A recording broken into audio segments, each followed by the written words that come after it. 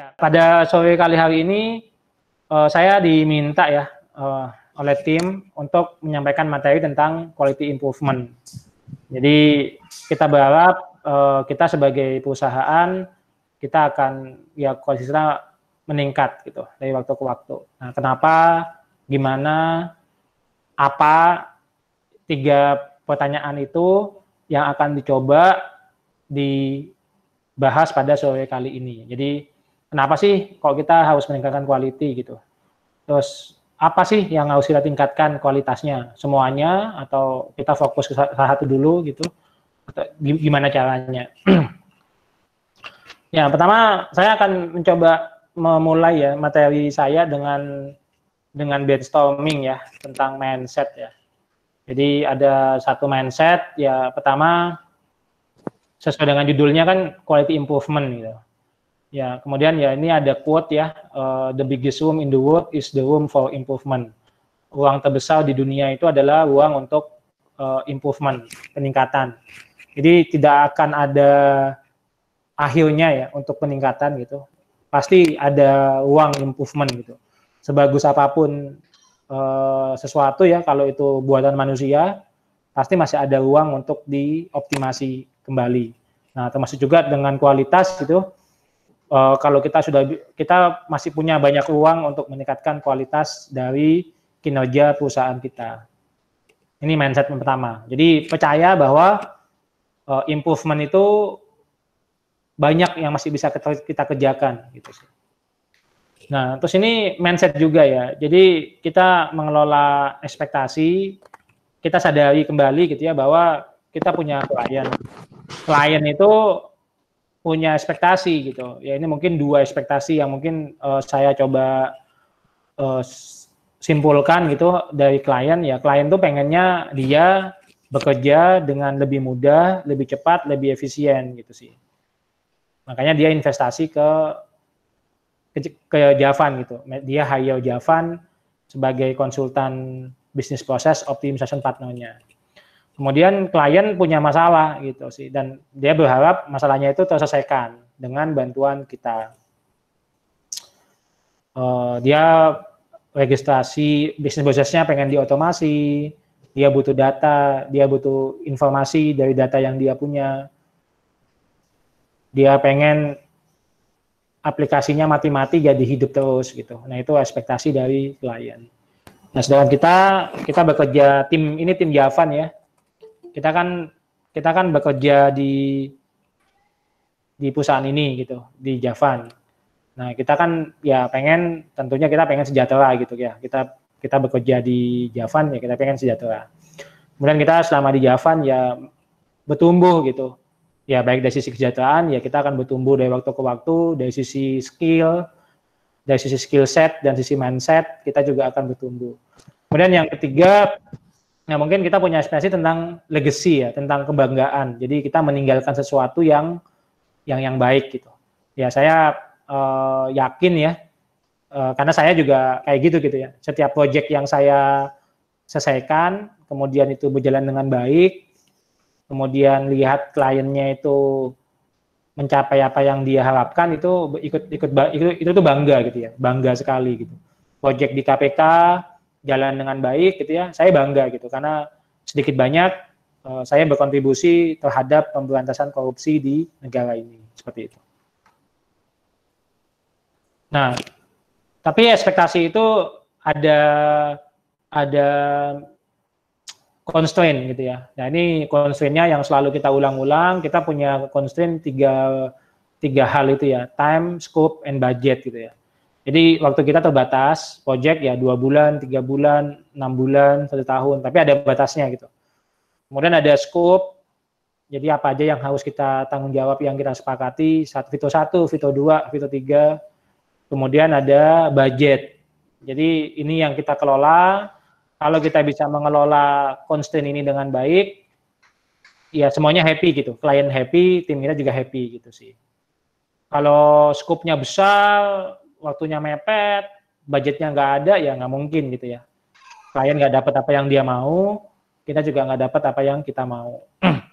Nah, kita melakukan bisnis kita ya tadi itu ya mengelola time, scope, dan budget di project berupa business process optimization ya. Jadi saat ini bisnis kita ini menjadi acceptance bagi kita semua ya, bahwa bisnis kita itu adalah saat teman-teman bekerja di Javan, kita semua kerja di Javan, maka bisnis kita adalah kita melakukan yang namanya business process optimization. Kita melakukan project yang mempunyai constraint time, scope, and budget. Kemudian ya kita melakukan software development life cycle. Jadi hampir semua project kita saat ini kita fokus ke pengembangan software, maka kita melakukan namanya software development life cycle ya. Ya yang baik lagi ujung-ujungnya kita harus mengelola 3 constraint ini gitu, time, scope, and budget. Jadi ini menjadi sebuah mindset kita bersama gitu, bahwa ayo deliver on time, ayo deliver on scope, ayo deliver on budget.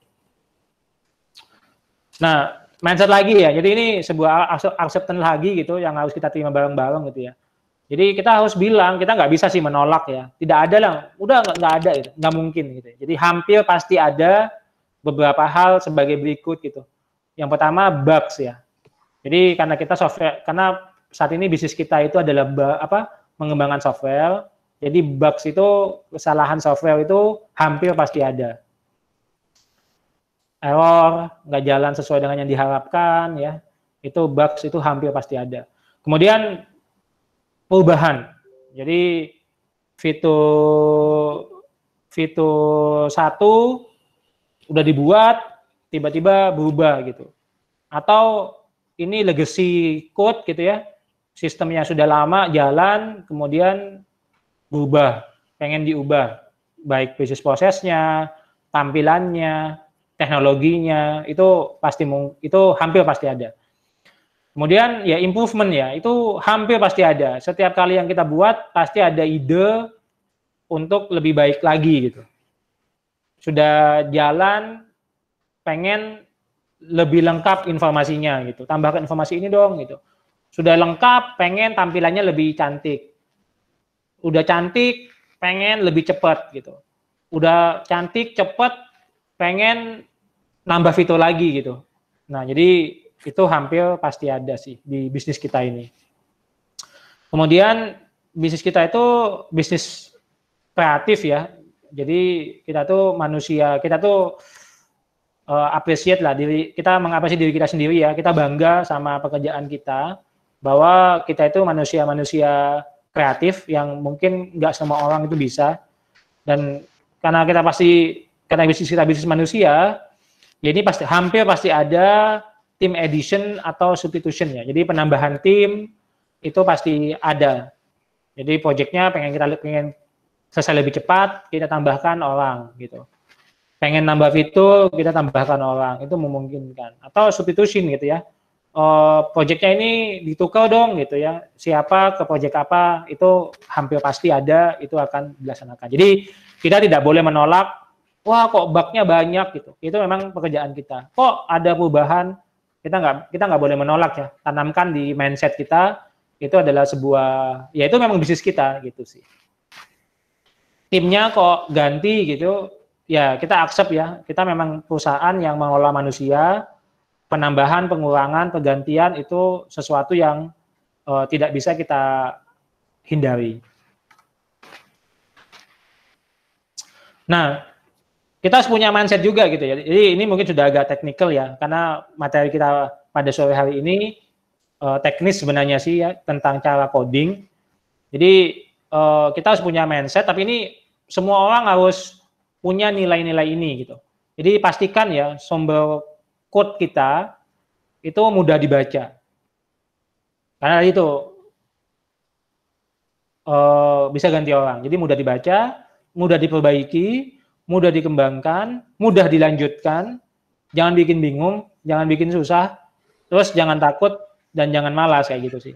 Maksudnya apa ya? Jadi tadi itu ya pasti ada bug gitu misalkan. Habis itu kita harus memperbaikinya gitu, tapi kodenya itu bingungi, nggak bisa dibaca. Repot kan? Itu akan menjadi beban yang berat bagi tim kita. Karena itu pasti harus kita perbaiki gitu. Jadi pastikan kode kita mudah dibaca sih.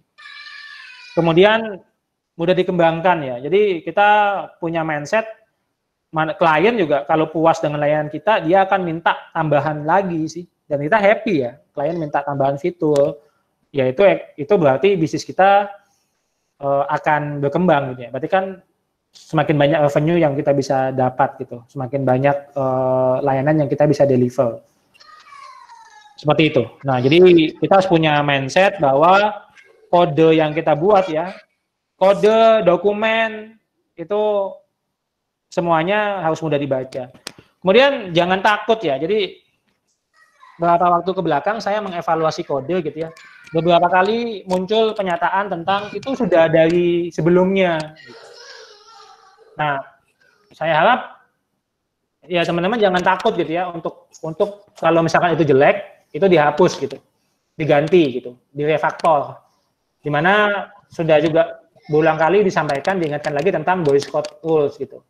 Jadi ketika kita berkemah, ketika kita pergi dari tempat kemah itu, pastikan kode tempat itu lebih minimal sama bersihnya, atau kalau kotor dibersihkan jadi bersih gitu sih. Nah sama ya, ketika kita mendapatkan kode, karena kita sangat mungkin kita itu melanjutkan pekerjaan orang lain, ya minimal kode yang lama itu tetap sama bagusnya, atau kalau kode yang lama itu jelek, nah itu dibersihkan jelek-jeleknya, kemudian dirapihkan seperti itu. Jadi jangan takut, terus jangan malas gitu ya. Tadi itu malas ribet gitu.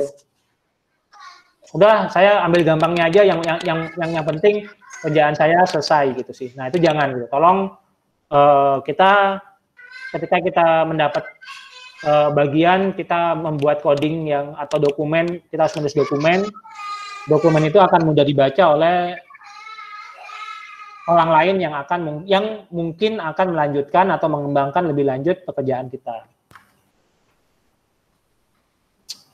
Ya, jadi saya mau ngingetin lagi ya, jadi ini SDLC ya, jadi mungkin tapi harusnya sih teman-teman semua kecuali HR ya, mungkin sudah familiar ya dengan SDLC ini gitu. Jadi ya inilah SDLC yang kita lakukan setiap harinya. Nah mungkin di sini saya pengen mengingatkan satu hal lagi gitu ya. Jadi mungkin selama ini ada perintah yang kurang jelas atau salah tangkap gitu. Ini berdasarkan hasil kemarin feedback ya. Jadi kita kemarin coba cari mengobservasi, kemudian yang melihat. Mungkin beberapa dari kita menangkapnya adalah yang penting fiturnya jalan gitu sih. And then that's it gitu. Tapi ternyata suatu hari fitur itu butuh dikembangkan, dan ternyata itu jadi susah banget gitu dikembangkannya gitu.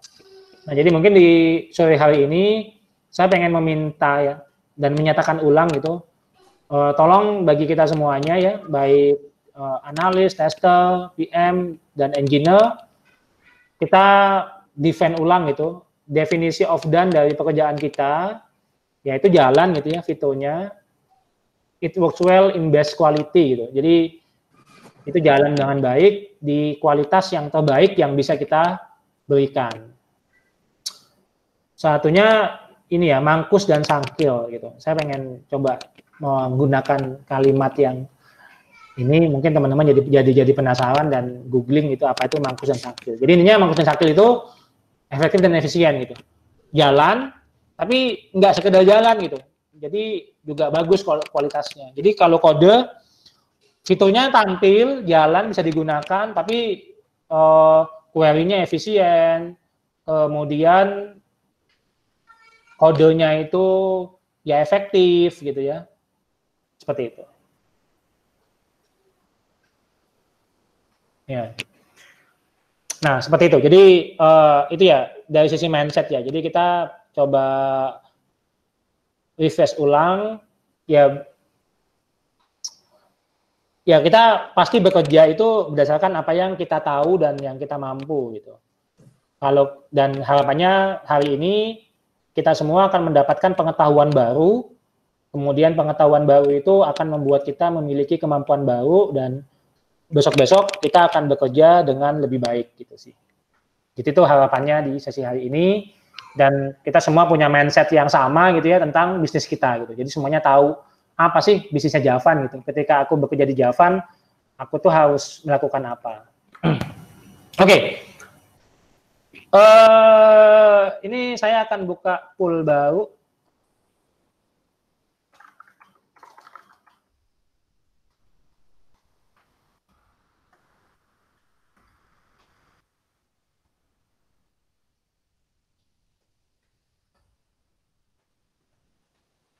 Silakan di pool. Jadi pilih ya. Ini ada angka 1 dan angka 2. Mana yang buat rekan-rekan ini, insya Allah kalau analis sama engineer mungkin bisa baca ya, tapi coba juga dari sisi bisnis, dari sisi HR, melihat dua kode ini ya, kanan dan kiri ya, 1 dan 2. Mana dari dua kode ini yang rekan-rekan bisa pahami dengan lebih mudah gitu. Yang satu itu sum of prime, sama satu lagi itu get words gitu. Mana dari dua blok ini yang mudah dibaca, jadi rekan-rekan lebih mudah paham gitu sih.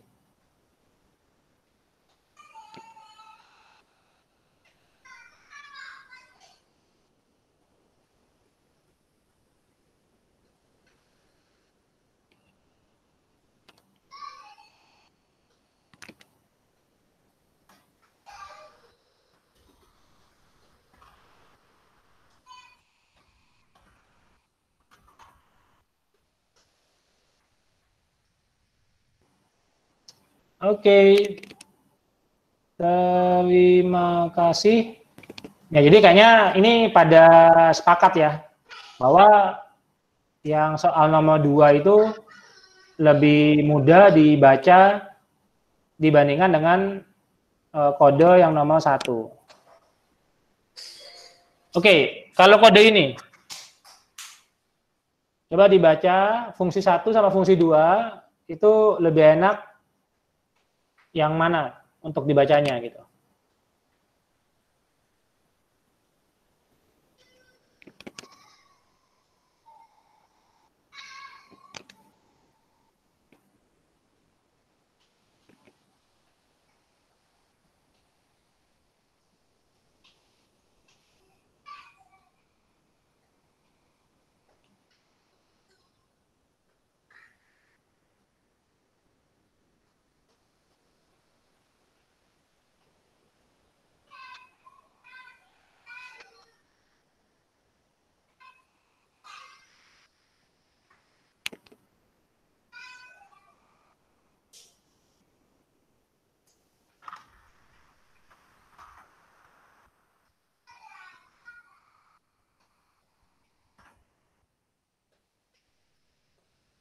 Oke, thank you.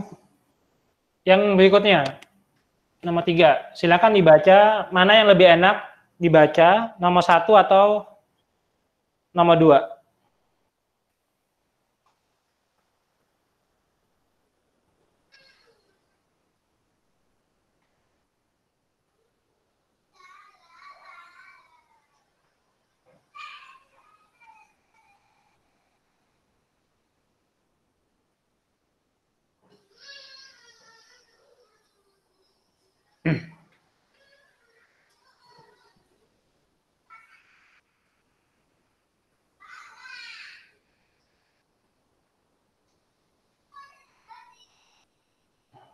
Oke, ya, thank you ya. Jadi ini hampir semuanya sepakat ya. Ini kayaknya ada satu orang ini.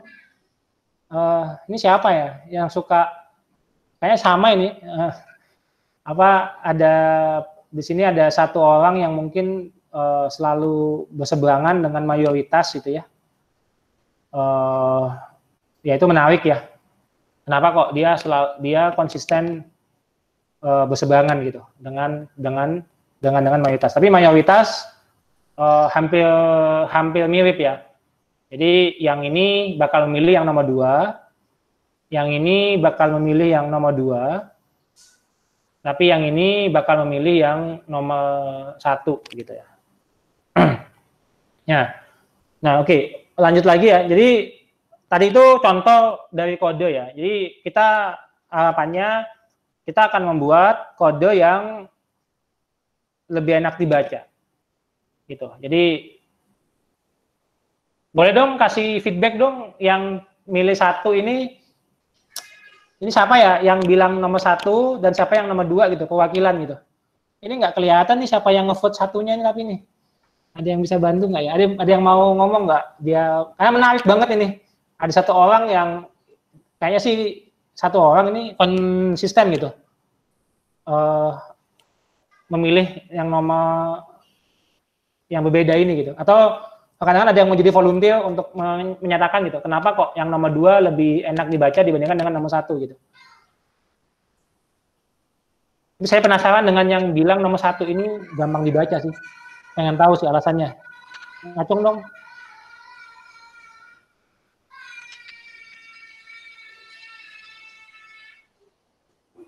Halo, halo. Ya, Diki mau open mic. Ya, nomor 2 aja. Oh. Kenapa nomor 2? Karena emang udah kayak kelihatan banget ya, itu dari nama fansnya juga Get Word. Terus itu kan juga kalau Suitcase itu kayak lebih terlihat terurut itu. Sudah case-nya S1, maka nanti hasilnya 1, 1, dan seterusnya itu. Jadi lebih enak baca sih. Kan normal itu dari atas ke bawah orang bacanya gitu kan. Artinya ya itu cocok banget sih. Ada yang nomor 1? Siapa nih yang nomor 1 nih? Ngacung dong, ngacung.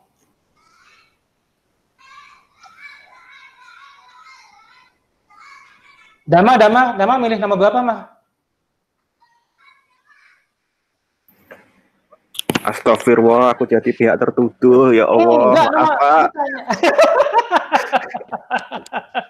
Kamu milih nomor berapa? 1 apa 2? Aku milih nomor 2. Oke, kenapa? Konteksnya gampang dibaca kan. Ya, cuma ngelihat sebentar udah bisa kebaca maksudnya apa. Salah nih berarti. Siapa, Mal? Kira-kira yang nebak nomor 1, Mal?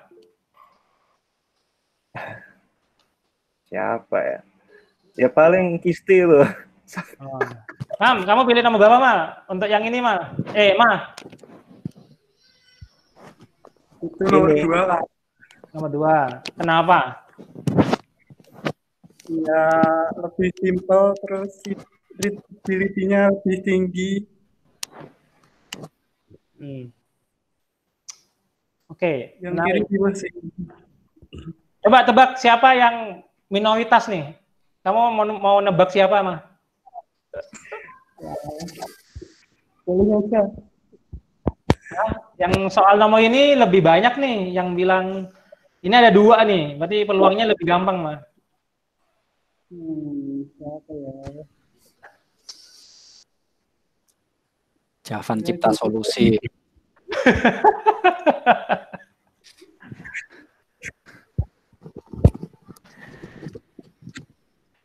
Oke. Kalau yang ini kenapa? Lama. Kamu pilih nomor berapa ini? Nomor 1. Kenapa? Itu variabelnya lebih mudah dibaca. Oke. Seperti nomor tadi. Oke. Oke, jadi saat ini jadi ada banyak problem ya terkait dengan codingan kita. Apa namanya? Tapi saat ini kayaknya saya pengen fokus gitu ke 1 dulu gitu.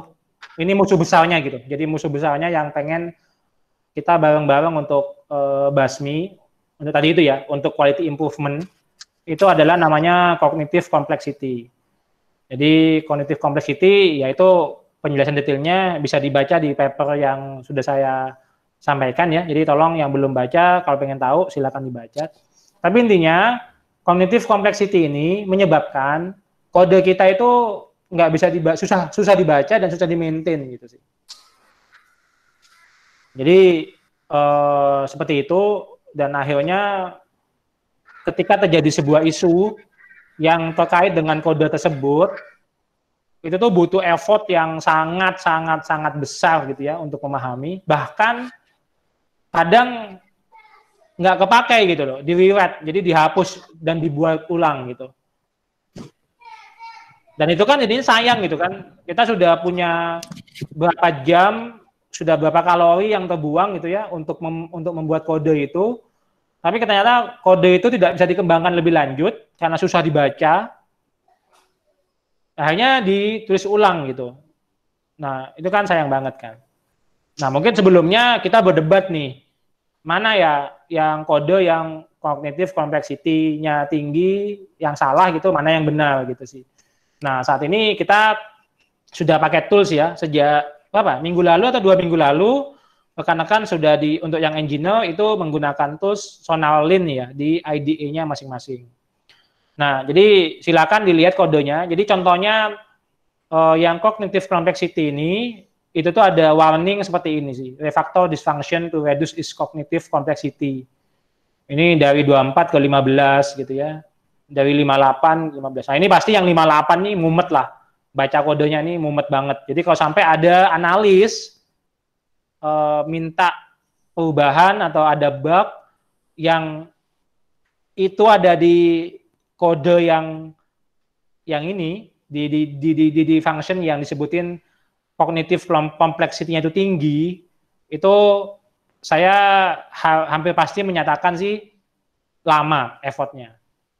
Jadi ini kemarin menjawab ya, jadi ini mungkin menjadi informasi gitu bagi analis gitu. Ketika ada sebuah task itu nggak selesai atau open close gitu ya, nggak selesai gitu, udah close di open lagi. Nah itu curiganya itu fungsi itu kognitif kompleksitinya itu tinggi gitu. Jadi kita punya kambing hitam lah. Kalau misalkan ada bug sering atau ada task nggak selesai, itu adalah karena kognitif kompleksitinya tinggi. Dan ini kita bukan katanya senior engineer, bukan katanya saya, tapi kita menggunakan tools ya.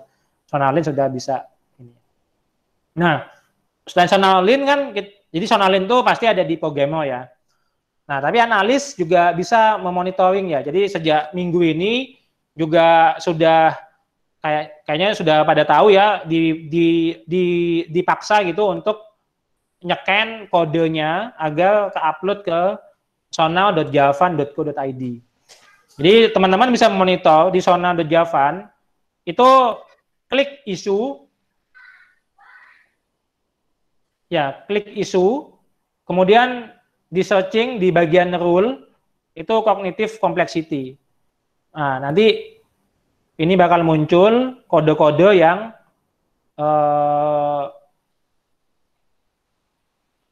ya tadi itu cognitive complexity-nya itu menyalahi aturan, dan ini nih hampir kemarin sih udah test case ya ke beberapa orang, sepakat juga sama gitu. Baca fungsi ini itu pada nggak sanggup sih. Maksudnya butuh waktu yang sangat lama lah untuk bisa memahami kode tersebut gitu. Ya ini project-project yang scan-nya ada ya. Nah ini contohnya e-katalog nih, ini banyak banget nih. Ini pasti jadinya berat gitu ketika kita mau mengubah, itu tuh susah gitu. Karena butuh effort yang sangat-sangat besar untuk membaca aja sulit gitu, apalagi memperbaiki dan mengembangkan gitu. Nah jadi tadi ya, jadi toolsnya sudah ada. Jadi cognitive complexity ini ada toolsnya ya, jadi ada alatnya.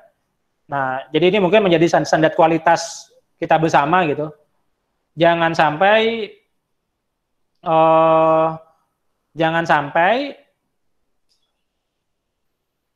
kita berdebat gitu. Jadi kita kan sudah pakai alat ya, kita pakai angka kuantitatif yang kita sepakati bersama. Jadi programmer bisa preventif ya menggunakan Sonarlin-nya. Analis, PM, tester juga bisa melihat juga kualitasnya di sonarjavan.co.id. Nah, jadi nanti itu ceritanya gini sih, ketika ada sebuah task itu nggak selesai atau reopen terus, analis bisa ngecek gitu. Tolong dong, aku tanya dong, ini task ini itu filenya apa gitu. Gitu. Nah, ini kan ada nama filenya ya. Nah, apakah kalau misalkan ternyata itu filenya ada di sini, Ya jadi mungkin kenapa kok nggak selesai-selesai itu ya karena emang susah gitu. Susah apa ya susah dibaca aja susah gitu apalagi untuk diperbaiki dan dikembangkan gitu sih. Nah, jadi harapannya ke depan ya sejak hari ini kita ke depan kita akan memperbaiki tim kita bersama-sama, kita akan menghindari cognitive complexity ini agar proyek yang kita kembangkan itu lebih mudah untuk diperbaiki dan dikembangkan lebih lanjut. Nah, jadi apa ini yang harus dilakukan gitu ya? Ini saya coba bagi jadi 2 role ya. Jadi role engineer dan juga role analis atau tester gitu. Jadi untuk programmer yang harus dilakukan adalah 1, patuhi aturan cognitive complexity. Kalau sampai kodenya itu diperintahkan untuk refactor, jadi ini kan perintahnya kan disuruh refactor sama dia kan, refactor this function gitu. Nah itu patuhi. Tolong segera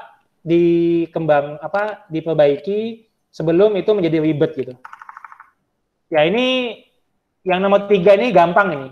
Ini kan cuman kelebihan 2 ya. Ini pasti masih bisa diperbaiki ini sih. Nah yang 58 ini, wah ini kayaknya butuh sabar lah gini.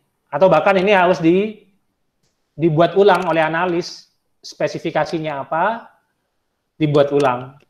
Karena ini susah banget ini untuk dibaca ini. Gitu. Jadi butuh untuk ditulis ulang. Jadi kalau sampai, karena ini nggak bisa dibiarkan gitu, nanti ada bug gitu ya, kita butuh effort yang sangat berat untuk memperbaiki bugnya gitu. Apalagi kalau sampai ada permintaan pengembangan gitu. Ini gimana cara ngembanginnya ya gitu, karena susah banget ini pasti susah banget. Gitu. Jadi yang kayak gini, gerak nih, wah 17 ya, ini segera direfaktor. Kemudian pahami proses bisnis secara keseluruhan ya. Ya tadi contohnya misalkan yang 58 ya itu nggak bisa sih udah, itu harus brainstorming ulang ya. Ini mau bikin apa sih gitu ya, proses bisnisnya gitu, secara keseluruhan yang melibatkan fungsi tersebut. Kemudian ya kalau misalkan tidak bisa merefaktor yang cognitive complexity-nya tadi itu, segera berkonsultasi ke senior engineer. Kita duduk bareng, kita kerjain bareng, kita pair programming untuk menyembuhkan kode kita dari penyakit cognitive complexity. Nah ini terus harapannya ke senior engineer ya, jadi mungkin salah satu caranya yang saya kebayang membuat skeleton gitu. Jadi senior engineer buat skeleton yang nanti diikuti oleh junior engineer sih. Nah kemudian ya ini sebuah skill ya, ini itu sebuah skill set. Jadi ini sebuah kemampuan. Ya pertama tahunya gampang dulu ya. Jadi ada itu pokoknya ada tools sonar. Kalau sonarnya bilang cognitive complexity, di-record gitu. Nah tadi sudah ada ya papernya di General Javan. Untuk tahu lebih dalam silakan dibaca ya. Buat yang belum baca agar tahu gitu. Nah kemudian setelah tahu ya ini butuh latihan sih. Di awal pasti ini gimana caranya gitu supaya bisa comply gitu. Itu tuh butuh effort. Jadi itu nanti tapi lama-lama kalau sudah sering melakukan itu akan tahu sih apa tips dan triknya. Kemudian tadi itu ya cicil refaktor kode proyek yang Anda maintain gitu. Jadi kalau teman-teman maintain kode proyek ya dicicil gitu. Jadi mungkin tadi ya contohnya ini cuma 17 nih dari 15 ini kan gampang ya. Nah, kalau gampang ini ya ini dijadikanlah sarana untuk latihan gitu. Ini agar di refaktor, agar jangan sampai ini menjadi tinggi. Nah, kemudian untuk analis dan tester, ya saya minta untuk sering-sering memonitor sonar.java.co.id ya. Jadi pertama keaktifan untuk scan. Jadi jangan sampai kode itu terlalu lama tidak pernah di-scan. Kemudian dimonitor gitu tadi ya, klik issue. Jadi projectnya dibuka, habis itu klik issue, habis itu di bagian rule-nya itu di search aja kognitif gitu. Nanti muncul yang kayak gini. Nah, itu diklik gitu. Ini kode Java Ini kode PHP ya. Jadi ada Java, ada PHP gitu. Tapi sama ini. Klik isu, lalu kognitif. Bisa dicobain ya sekarang sambil dengerin saya. Coba dibuka Sonado Javan. Dan coba deh dibaca apa yang kode yang disebutin di sini gitu. Nah, kalau sampai bilang mudah, nah kita bisa comply. Kita bisa komplain nih ke Sonal. Kemudian tadi ya dari feedback, rekap, konsultasikan dengan science engineer. Jadi bisa jadi ya tadi itu ya, kalau enaknya ngasih feedbacknya itu sebelum masalahnya jadi rumit gitu ya. Jadi kalau yang 17 tadi itu mungkin dikasih feedback enak tuh, masih gampang lah untuk memperbaikinya ya. Tapi kalau sudah terlambat jadi yang tadi yang 58 itu, ya itu udah emang berat sih untuk memperbaikinya. Ya paling enggak tadi itu ya direkap, ya mungkin setiap minggu atau setiap kali release party dicek apakah proyeknya ada cognitive complexity. Kemudian ya dikonsultasikanlah ke supervisor dan ke senior engineer gitu. Bagaimana untuk memperbaiki code tersebut. Karena tadi itu ya, kalau ada code itu, kalau sampai ada bug atau ada pengembangan lebih lanjut, pasti susah banget. Pasti susah. Senggol sana, senggol sini. Terus ya dimasukkan ke agenda perbaikan ya. Tadi ini beberapa project, ya ini banyak ya. Ya ini mungkin kita harus nyicil sih. Karena kalau nggak dicicil, ya nanti ini bom waktu aja. Suatu saat kita harus berurusan dengan fungsi tersebut, itu bakal stressful gitu sih. Ya, mungkin itu ya materi dari saya. Jadi closingnya, silakan tanya-tanya kalau yang mau tanyakan. Jadi ini bukan pekerjaan yang gampang ya. Apalagi tadi itu sih untuk kode-kode ya. Ya tadi sih kita baru tahu sekarang gitu ya, ada teori ini gitu, ada tools ini gitu. Bahwa jangan coding yang melewati cognitive complexity yang disarankan. Nah, tapi ya tadi itu ya, kita sebagai sebuah tim ya, the flawed notion that progress happen in leaps and bounds in. Jadi kita kan satu organisasi ya. Nah, progres kita akan terlihat jika kita semua berkomitmen gitu untuk melangkah satu demi satu bersama-sama gitu sih. Ya tadi mungkin langkahnya tadi itu ya.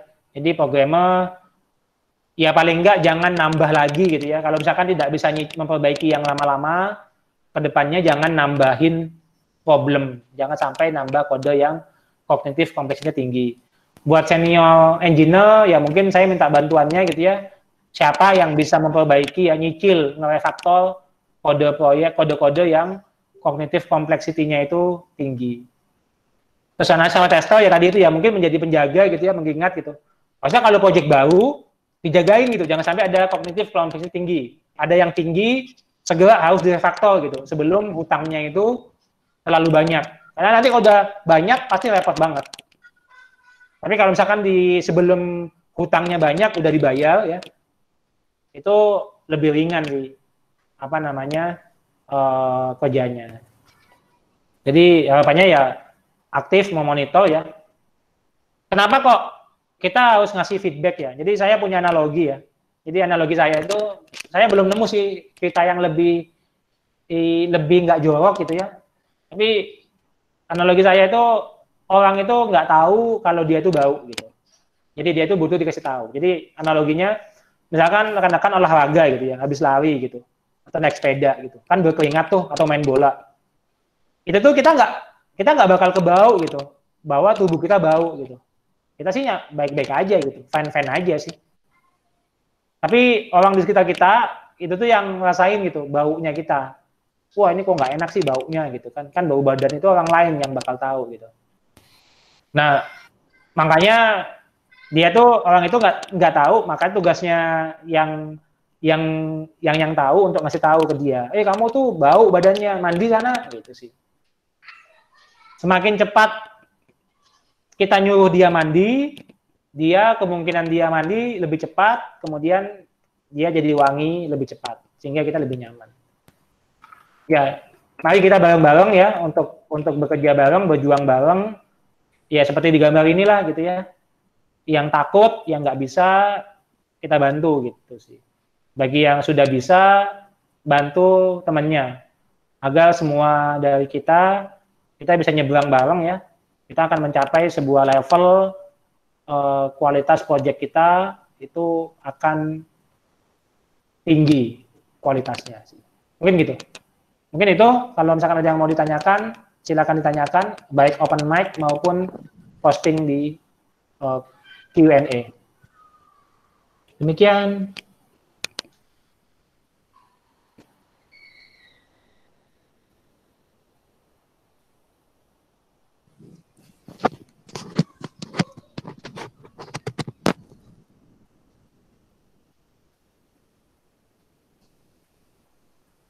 Ada pertanyaan? Ada pertanyaan?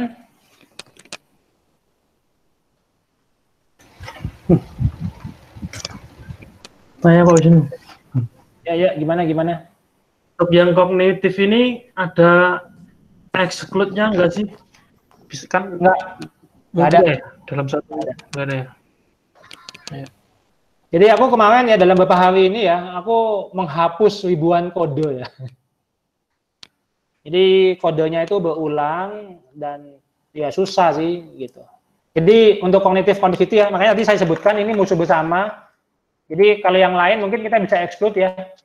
Untuk kognitif ini saat ini kayaknya kita samakan bahwa ini adalah musuh besar gitu. Dan ini harus dikalahkan cepatnya. Tidak boleh, ya kita cari itu ya, kecuali bisa menunjukkan ini walaupun kognitif kompleksnya tinggi, tapi tetap mudah dibaca gitu. Kecuali bisa menjelaskan itu sih. Tapi saat ini kayaknya kalau disebutin tinggi itu pasti susah dibaca deh. Kita ambil contoh ya. Kalau ambil contoh nggak ya?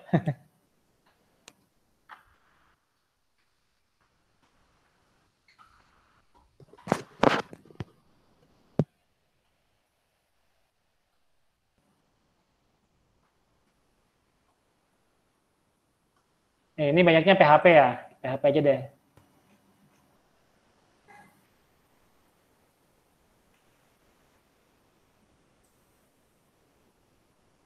Ini ya, ini klik isu, kemudian ketik ul, kemudian checking cognitive complexity. Gila. Mau yang banyak, contohnya ini. Nah,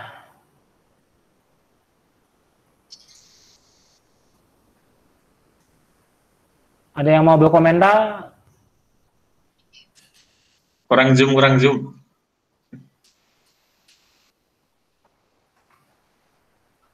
Ada yang bisa baca ya. Jadi ya ini kodenya ini.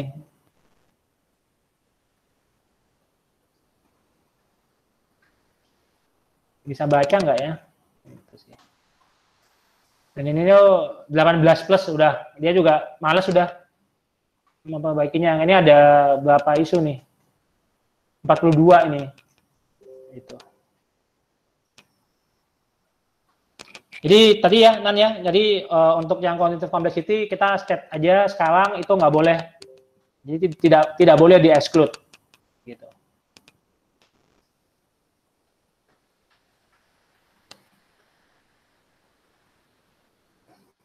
Oh, apa yang 300 nih?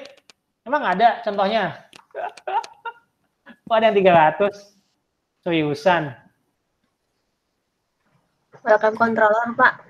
Ganti komando kemarin juga ada yang tinggi kemarin. Oh ini ya. Ini apa ini 289 ini? Aduh.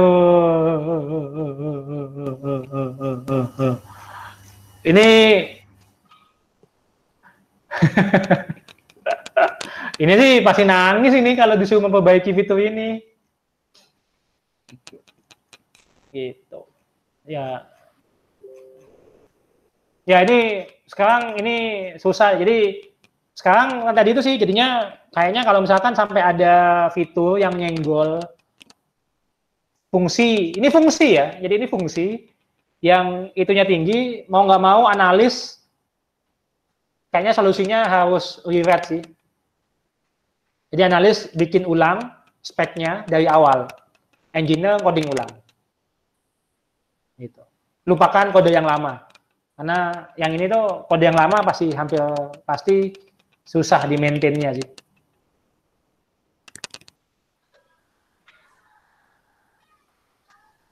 Gitu. Jadi ini mungkin menjawab ya pertanyaan kita kemarin. Kenapa ya kok susah banget gitu, kok open, kok ngebug sana sini gitu. Susah banget untuk mengembangkan. Kayaknya jawabannya sih ini sih. Coba deh, isu yang kesenggol-senggol itu nyenggol fungsi yang kognitif kompleksitinya tinggi seringnya. Tapi kalau yang kodenya itu nggak kompleks, itu cepat memperbaikinya. Cek selesai gitu. Cek selesai kayak gitu sih. Gitu. Oke, mungkin aku coba lihat dari sisi ini ya, non teknisnya. Ini kan tadi kan beberapa yang dilihatin kan ini ya, ada satu bisnis proses gitu, banyak case, terus masing-masing case itu dia punya logic sendiri-sendiri gitu. Kan tadi kelihatan banyak row lah, kognitifnya tinggi ya.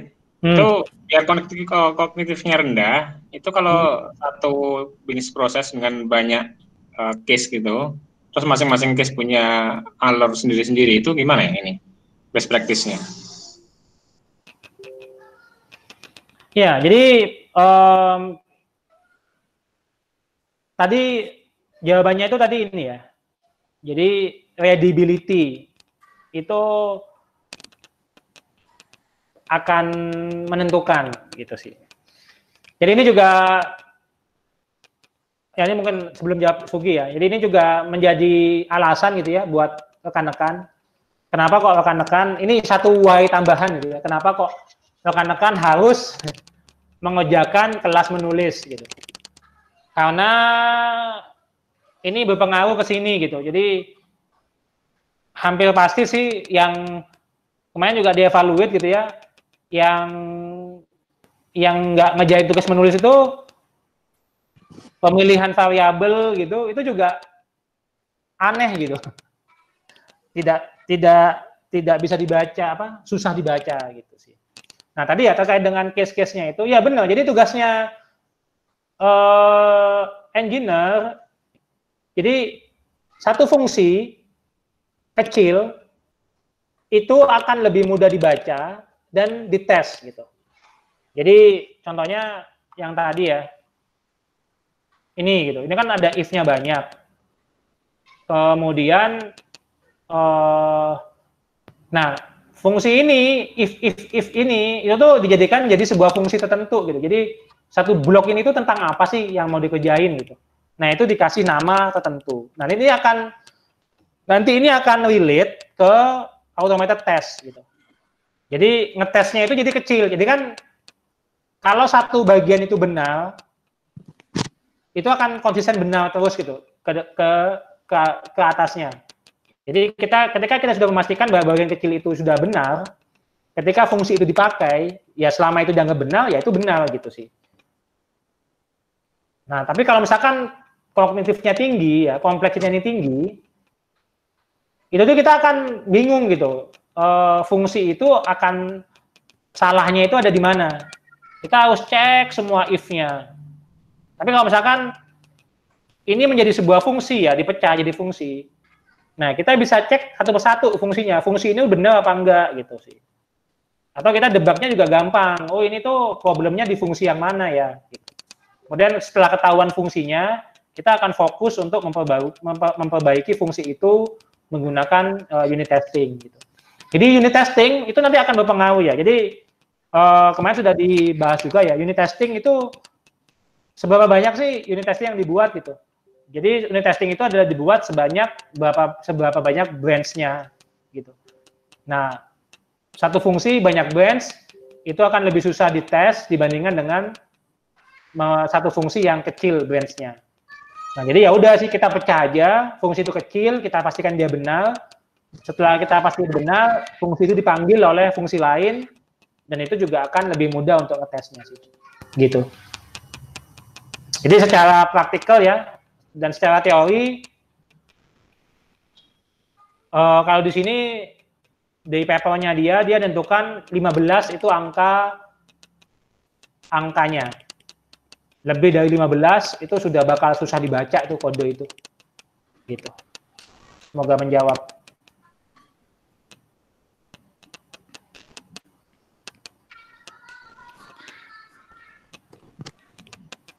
Ya mungkin ini ya izin nambahin dikit ya.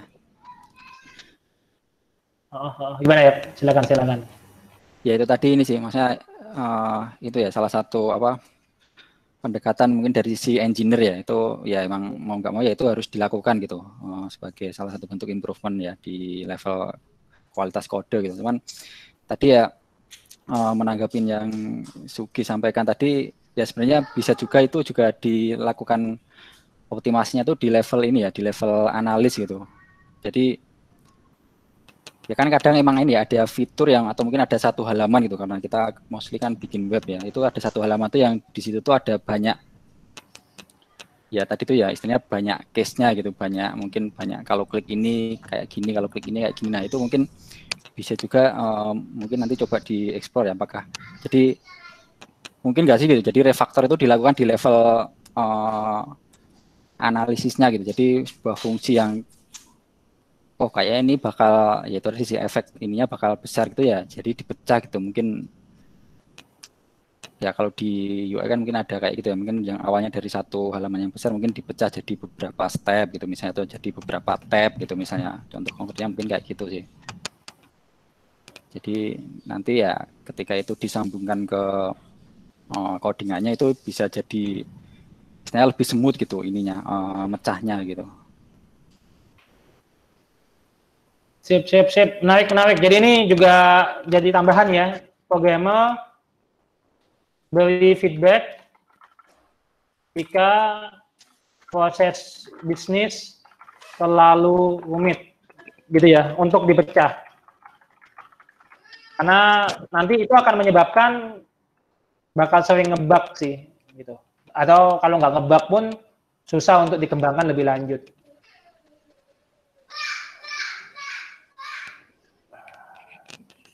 Oke, great. Ada lagi yang mau bertanya atau mau menambahkan? Perintahnya sederhana sih. Ini cognitive complexity tidak terdeteksi di sonar. Gitu. Dan itu akan change the game. Itu akan membuat kerjaan kita akan lebih mudah ke depannya sih.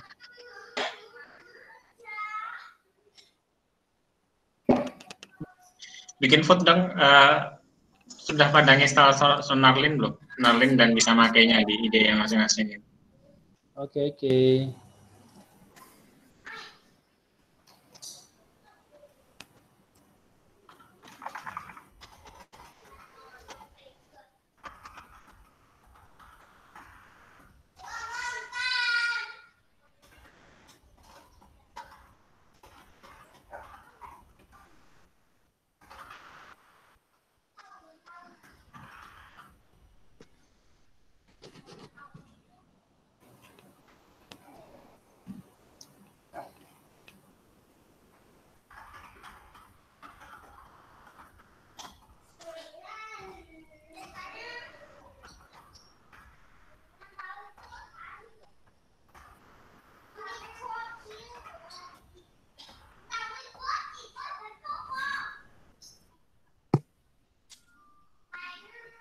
Oke, saya launching 2 pool ya.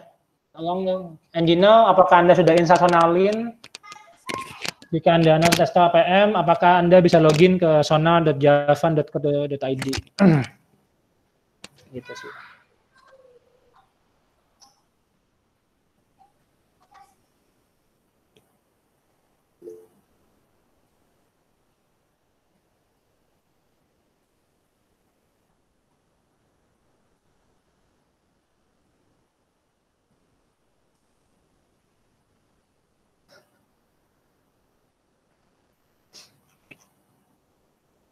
Wah, Diki sharing tulisan orang lain. Aku juga udah nulis loh, tapi jelek ya. bikin tulisannya lebih baik.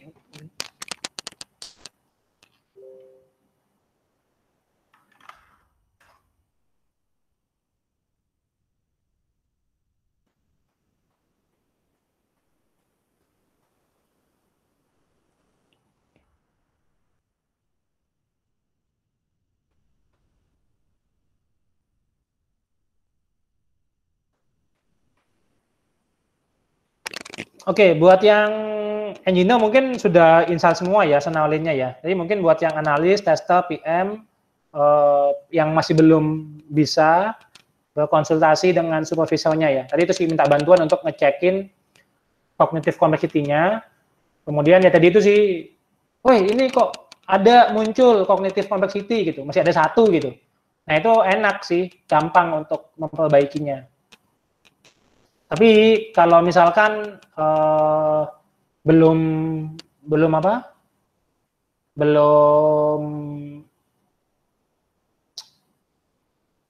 udah terlalu banyak, wah itu berat sih memperbaikinya. Tapi kalau misalkan nanti segera dikasih feedback gitu ya, diingetin gitu engineer-nya, wah ini cognitive complexity, ada cognitive complexity nih gitu.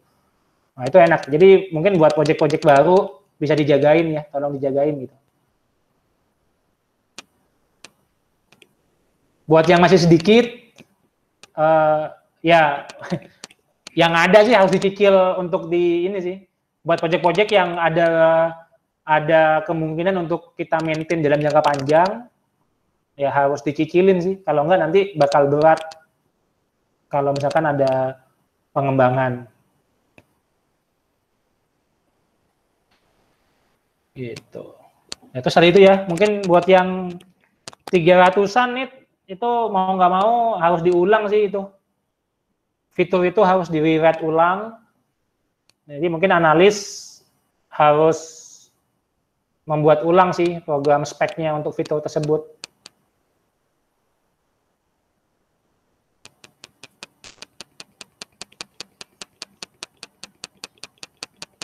Oke, Sonarlin engineer sudah keinstall semua ya. Tadi ya untuk mencoba ya berlatih untuk yang kelebihan 2 itu coba berlatih tuh. Itu akan bagus banget sih buat Anda bisa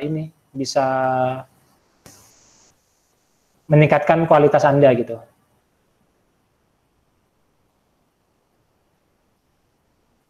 Ada lagi?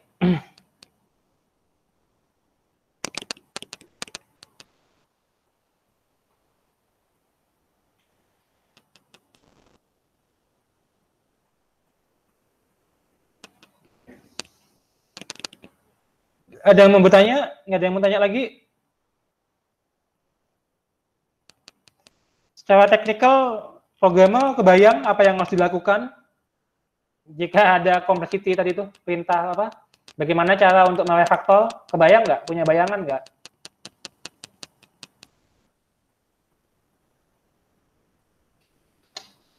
Jadi tipsnya ya, jadi yang tinggi itu biasanya terlalu banyak if gitu. Nah, terlalu banyak if ini kemungkinannya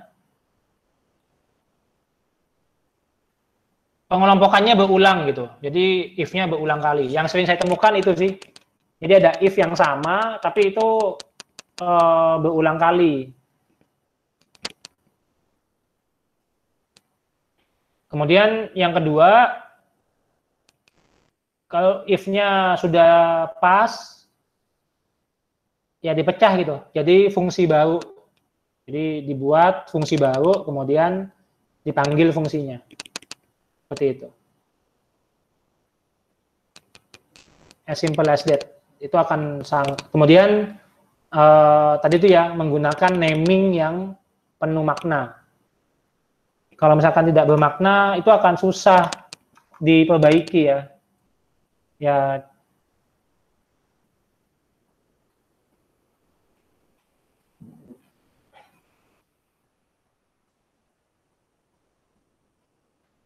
ini sih kebanyakan if sih.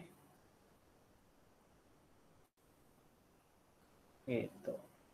Kemudian ini ya, jadi ini contohnya ini ya. Banyak if itu tuh bisa dijadikan satu gitu. Jadi contohnya ini tuh if-nya bisa jadi 1 gitu. Kenapa jadi 2 kali gitu? Jadi itu bisa jadi 1. Ini kan if ini gitu. Ya kenapa nggak langsung aja gitu? If detail per instansi dan data instansi tidak sama dengan 0 gitu sih. Itu akan mengurangi satu complexity dan itu akan lebih mudah dibaca gitu. Jadi contoh kode ini kenapa kok harus 2 kali if gitu? Padahal ini cuma satu doang isinya. Kalau misalkan ada banyak lagi ya mungkin benar gitu sih.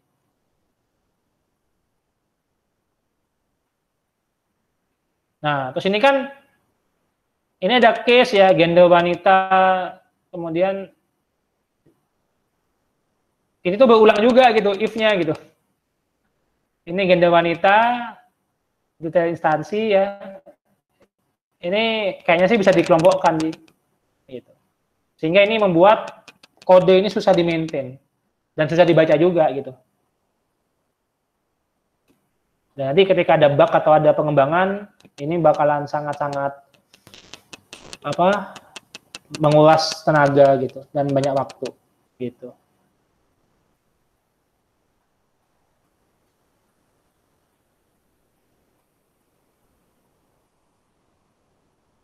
Oke, itu dari aku. Kalau nggak ada pertanyaan lagi, saya minta last vote-nya ya. Udah nggak ada nanya lagi kan?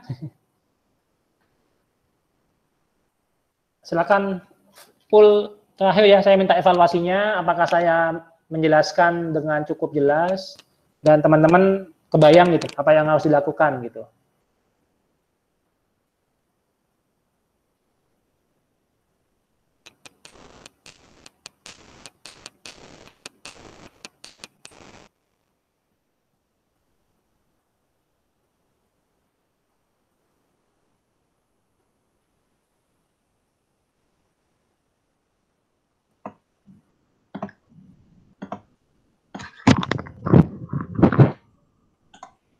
Oke, ada yang mau? Sudah? Kalau sudah sih, saya kembalikan ke moderator. Kalau ada tambahan. Baik. Untuk rekan-rekan mungkin ada yang mau bertanya, langsung ke Pak Wisnu, mumpung ada kesempatan nih untuk tanya Pak Wisnu.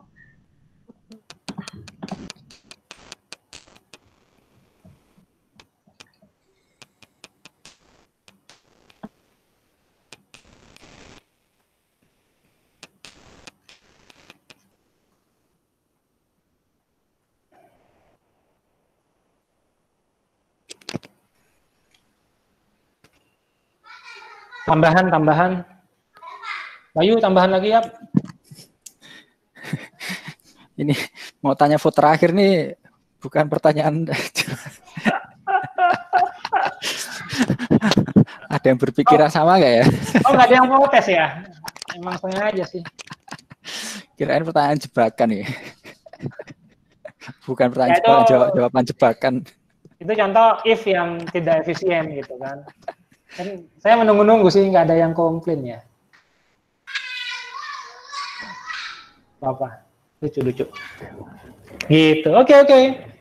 Terima kasih. Mohon maaf kalau ada salah kata. Semoga memudahkan kerja kita semuanya ya. It's menyenangkan lah gitu. Ada tools baru. Dicoba-coba ya. Jadi kalau ada tools baru, saya harapkan semuanya segera bergerak gitu untuk mencoba. Kalau ada yang nggak bisa, ada protes, segera disampaikan. Jangan sampai nanti sudah terlalu basi gitu.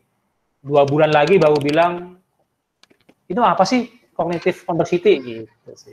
Oh, ada Mar open mic. Ada apa, Mar? Aku mau tanya, jadi kalau berarti kayak ngarahnya itu kayak kita harus mengacu ke kognitif itu kan yang di sonar. Berarti kode reviewer itu nggak berguna dong, Pak? Nggak. Padahal Oke. Gimana? Padahal kan kalau misalnya ada kode review yang misalnya kayak Pak Boyo jadi kode review kan dia bakalan lebih bagus daripada si sonarnya sendiri. Untuk mencegah kode jelek kan mending tambahin juga ada orang yang sebagai kode reviewer gitu. Dia nggak ngoding tapi emang kerjaannya sebagai nge-review kode gitu sih. Kadang kan kalau misalnya engineer lagi penat, apa yang lagi dia pikirin ya ditulis saat itu juga gitu Pak. Jadi bisa jadi kodenya jelek.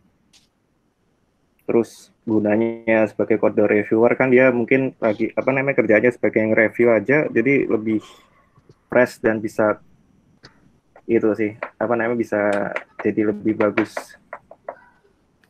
Yap, menarik. Bayu, Anan mau menjawab dulu sebagai supervisornya, sebagai senior engineer nih sekarang di Java. Jadi kayak mesin versus manusia. Gimana, Bayu, Anan tanggapannya? Gini ya, jadi gunanya Sonar ini untuk menambah layer ya. Jadi kode review itu nggak mungkin benar terus. Kan proses kode review paling cuma ngeliat merge bagian chain itu, terus ngeliat kodenya itu bagus nggak, scroll gitu. Jadi gunanya Sonar ini untuk nambah layer kayak tadi. Jadi bisa aja kode reviewer salah gitu atau ya gitulah. Kalau bisa aja kode reviewer salah, berarti panutannya ya kognitif itu aja kan, berarti nggak perlu pakai kode reviewernya, dilewatin aja bisa berarti, kalau kamu bilang gitu. Kognitif itu nggak bisa itu ya, untuk nyeken misalnya ini nanti query-nya jelek, itu salah satu contohnya ya. Gitu. Ya itu ini ya Mari bukan sesuatu yang ini ya, yang saling menggantikan ya, tapi emang itu saling melengkapi gitu. Ada orang dan ada yang ini ya, ada istilahnya ada Sonar Cube gitu ya. Jadi yang seperti yang kamu bilang tadi, sebenarnya Sonar Cube ini kan mesin ya, jadi ya secara secara physically dan secara mungkin ini dia selalu fresh itu. Jadi nggak kayak code reviewer kan kadang kalau kita lagi agak padat juga gitu, kadang ya reviewernya juga cuman istilahnya minim banget gitu, cuman pokoknya nggak menyalahi ABC ya udah gitu, lolos gitu. Jadi kadang kita malah nggak memperhatikan hal yang lain. Nah kalau yang Sonar Cube kan ya dia udah punya rule yang standar yang pasti gitu, dan dia ya nggak bakal capek gitu, makanya ya selama itu nggak dipenuhi ya pasti bakal di notice kan, sama di warning sama dia gitu. Jadi maksudnya ada beberapa hal yang itu lebih lebih valid gitu dilakukan oleh Sonar Cube, tapi ada beberapa hal yang Sonar Cube juga nggak bisa melakukan itu gitu, dan itu harus dilakukan oleh reviewer yang orang gitu. Kayak ya itu tadi sih, kayak misalnya salah logik gitu, ini kalau kamu mau mendapatkan A itu harusnya query-nya seperti ini, itu kan Sonar Cube nggak bisa kan, itu ya mau nggak mau itu ya harus orang gitu. Jadi ya itu dua hal yang saling melengkapi. Jadi ya bagus kalau dua-duanya itu tetap ada gitu.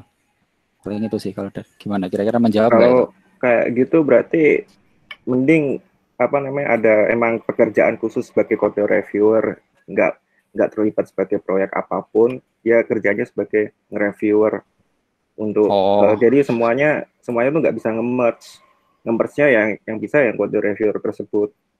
Jadi udah ada layer ininya sendiri loh. Kayak gitu gimana? Misal. Idealnya kayak gitu ya. Jadi maksudnya ada yang standby gitu ya. Emang dia ya. Ya maksudnya kan dia nggak ngerjain terlibat sebagai kerja di proyek, dia cuma sebagai code reviewer. Yang sebagai code reviewer ya emang harus ini sih senior banget kan. Kalau misalnya dia ngerjain di proyek kan bakalan sibuk, terus bakalan lelah, jadi nggak terlalu bagus nyekennya. Ya. Mungkin tambahanku kayak itu sih ideku sih. Great. Ya itu nanti, makasih Mal. Ini HCD tolong dicatat ya, ide dari Dama. Ini kita punya satu define job role baru ya, Nurul ya. Jadi code reviewer tadi itu fungsinya memang. Ya ini juga. Ya kemarin aku juga ngoprekin ya, aku juga ngoding, terus aku main ya tadi, aku penasaran gitu, kenapa ya gini, ada apa gitu ya. Terus aku ya oprek ya aku menemukan, kan itu ada banyak banget ya rule-nya Sonar gitu kan. Selama ini kan cuman yang gampang-gampang doang yang aku perbaikin. So, aku nemuin pola gitu sih. Ya cognitive complexity ini berkorelasi gitu dengan kesulitan untuk memaintain kode gitu sih. Ya, nanti itu kita akan berprogres ya. Insya Allah kita akan mencoba untuk ya code reviewer harus ada tim khusus. Sepakat. Doakan semoga kita bisa meng-hire code reviewer.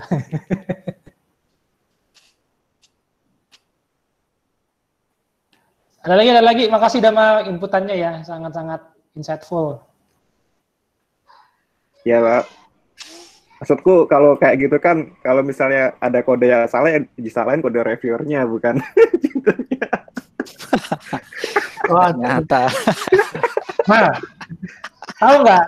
Ini kan kenapa kok kita pakai personal gitu? Ya ini sebenarnya secara halus sih, kita tuh menyalahkan code reviewer gitu loh. Kamu nggak benar, yaudah deh. Ini tak gantikan, ditambahkan oleh tools gitu. Gitu mah. Berarti larinya ke HCD lagi Mar itu. Jadi ini tools ini muncul karena ini kok masih sering kelewat gitu. Code review-nya kemana aja gitu. Oh mungkin terlalu capek tadi ya, terlalu buru-buru lelah. Tadi menjawab sih berarti. Ya ini semoga dengan adanya kita konsisten dengan tools ini, di mana ini bisa dibantuin oleh analis ya. Itu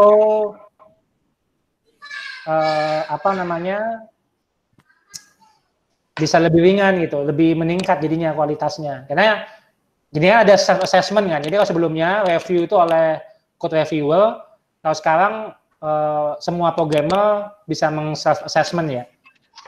Dia udah ada review yang real time gitu, mereview kode-kodenya. Gitu sih.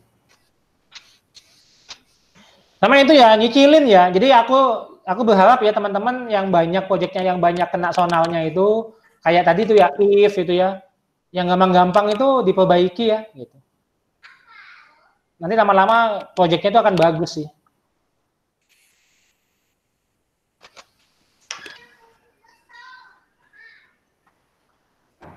Udah? Ada lagi? Lama mau kasih ini? Sebagai maintainer project yang punya complexity ratusan.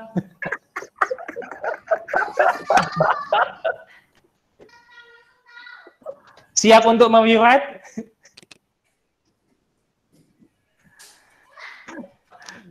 Buat yang project-project baru ya, project-project baru apa ya? Project-project baru ya?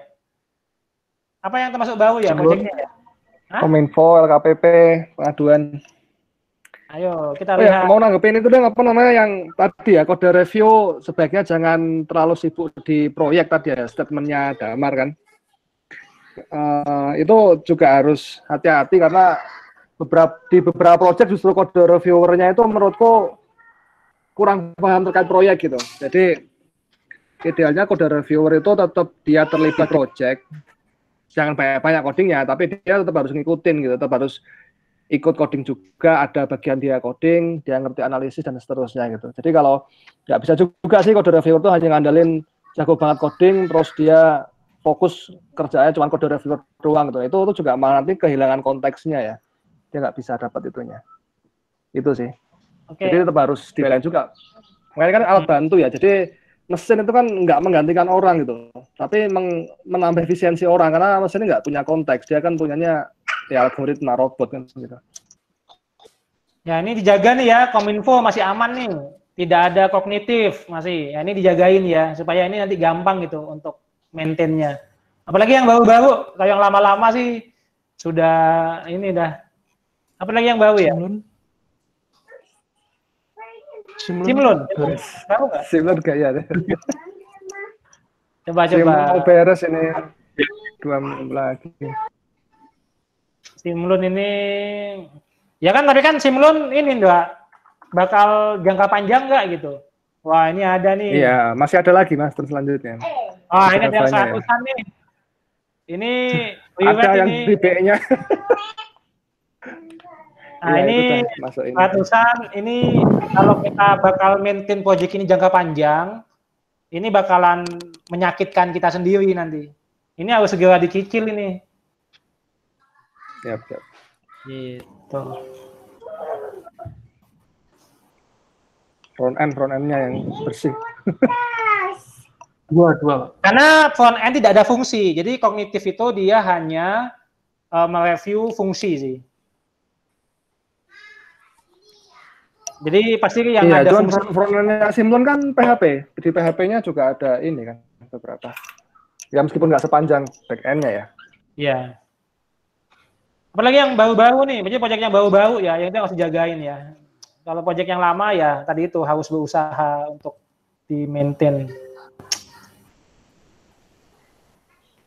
Sudah nih saya nih, kalau mau ditutup. Wah, Oke, baik.